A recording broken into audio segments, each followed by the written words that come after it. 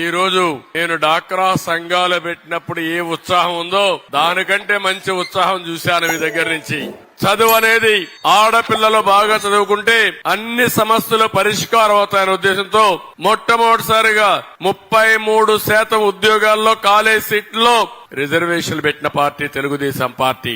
ఇంకో పక్క మీరు చూస్తే నేను ఒకటి ఆలోచించాను, చదువుకునే పిల్లలకు బానే ఉంది, చదువుకోని వాళ్ళకి ఏం చేయాలనుకున్నప్పుడు డాక్రా సంఘాలు పెట్టాను. ఒక్కసారి ఎన్నికలవి మోసగాళ్లు మళ్ళా వస్తారు, రకరకాల మాయ మాటలు చెప్తారు. కానీ ఒక్కసారి గతాన్ని మీరు నెమరు వేసుకుంటే ఆడబిడ్డలకు పుట్టిల్లు తెలుగుదేశం పార్టీ అవునా కాదా అని మిమ్మల్ని అడుగుతున్నా.